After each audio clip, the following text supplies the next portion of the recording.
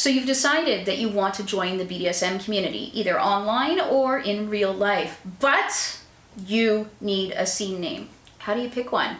Stick around, we'll talk about it. Hey guys, it's Morgan with BDSM Relationships and Education. Thank you very much for checking out this video. I really appreciate it. Please don't forget to subscribe to my channel if you haven't done so already, and turn on notifications, and that way you know every time I post a new video. I will also throw it out there because this is a video aimed at new people, that if you are looking to begin your journey into BDSM, I have an excellent book for you.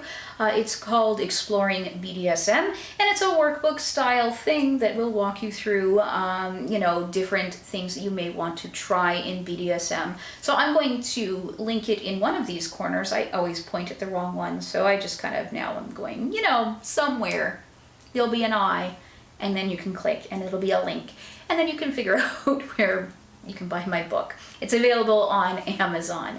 Anyways, I'm going to get to the meat of this, which is how do you pick a scene name? And why do you need one? And what's this all about anyways? So for the most part, whether you are online or in real life, you're going to use either a screen name or a scene name, and those are usually the same thing. Now you can of course use your real name. Nobody is saying that you can't use your real name, but most people choose some sort of alias just because it helps to protect their privacy. And especially in the beginning when you're not sure about things, or if you're young and you don't know where life is going to be taking you, it may be wise to not have everybody know your real, your legal name. And there's a lot of us that just, don't use legal names for whatever reason. And that's okay too. So that's why you may want to have one, to preserve some privacy, or just because you prefer to be called by a different name. That's okay. And I also want to point out that if you give a name that is clearly not a real name, that it's okay. Nobody should be saying, no, really, what's your real name? That's really rude. And anybody that is, within the BDSM community is probably not going to say that. I've had people ask me when I used to go by my former sort of scene name. Now, I just go by Morgan because it's easier and I have books and stuff. But prior to that, and still on Fetlife, my scene name is Nymphetamine. And so, obviously that's not my real name. So people sometimes would ask, and it's really rude to do. So don't do that if you see somebody that has a clearly not real name. It's rude to ask them, no, seriously, what's your real name? So just a little bit of history here, because I think that it's interesting. Scene names started out even way before the internet and all that. This was a thing.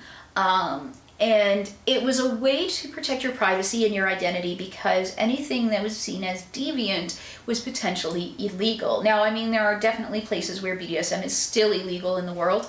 And there are places that you would be surprised at where it's not legal to, commit assault against another person, even with consent. And those laws are well-intentioned, but, don't work out well for those of us who enjoy consensual SM play. So, with deviant activity, you could lose your job, you could lose your freedom, you could lose your children, that sort of thing. So people used a scene name to protect themselves from that. I've had a number of different scene names throughout my time in the BDSM community, because the names that I chose when I was, a young adult are not the names that have stuck with me throughout my life.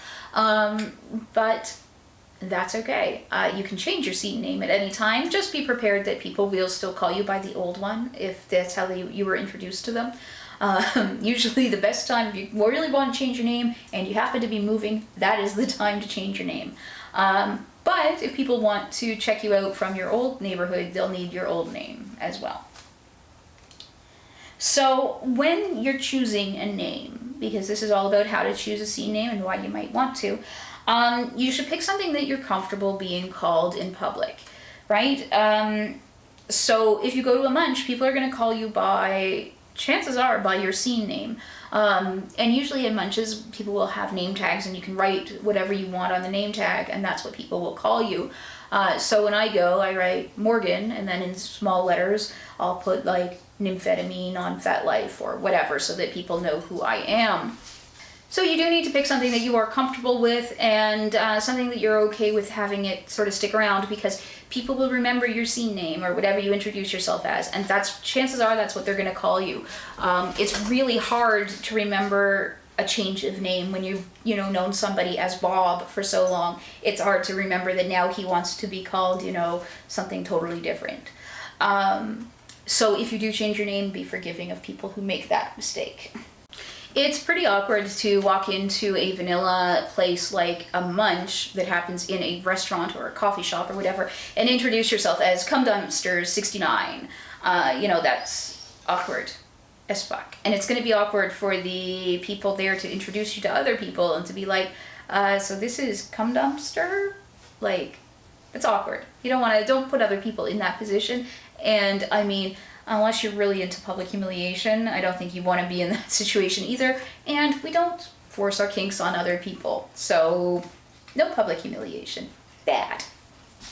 We'll talk about public humiliation another time. You can get away with it sometimes, but that is not one of those times. Generally, using titles, especially if you're new to the community, like master or mistress or lord or lady, those kind of things, are going to make people take you not very seriously. It's one thing if you've been around in a community for a long time and you, adopt the title of master or sir or those kind of things. It is another thing entirely if you walk in and start introducing yourselves using those kind of honorifics. A lot of people aren't going to want to use them because, as another dominant, why should I, use honorifics towards somebody? And if somebody's a submissive, they're not your sub, why should they use honorifics towards you? And a lot of people find the use of honorifics towards them insulting. Like, I hate when people come up to me and say, oh, mistress. It bothers me because, the only people that get to use honorifics with me are people that I've chosen as partners. So, it's something just to keep in mind.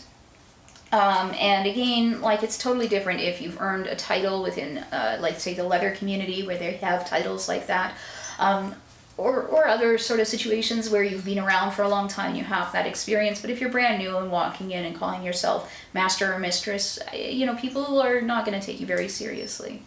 So avoid using any vanilla screen names that you have, because if you've used it on, say, Facebook, and then you're also using it on Fetlife, then it's really easy for people to find you in your vanilla life, and you don't want that. If you don't care, that's fine. I mean, I'm Morgan, Morgan Thorne on Facebook too, because I've made the conscious decision to put myself out there. You should also, just a side note, be aware that if you have pictures that can be reverse image searched, which all pictures can on the internet, then people can find you on your other social media if you've posted the same photo, say, to Fetlife and to Facebook. So if you don't want people to find your Facebook, don't post that picture on Fetlife, if that makes any sense. I will do a whole safety and security type video at some point. But I just wanted to throw that out there for now. Typically, it's really not wise to make your name really complicated with lots of letters and numbers and random capitalizations or anything like that. Try to keep it simple, because if you want people to remember your name and also to be able to find you online, then it does need to be something pretty straightforward and simple. I've run into problems, like I said, my Fetlife name is nymphetamine, and I spell it differently than you would assume it's spelled, or differently than if you're into Cradle of Filth.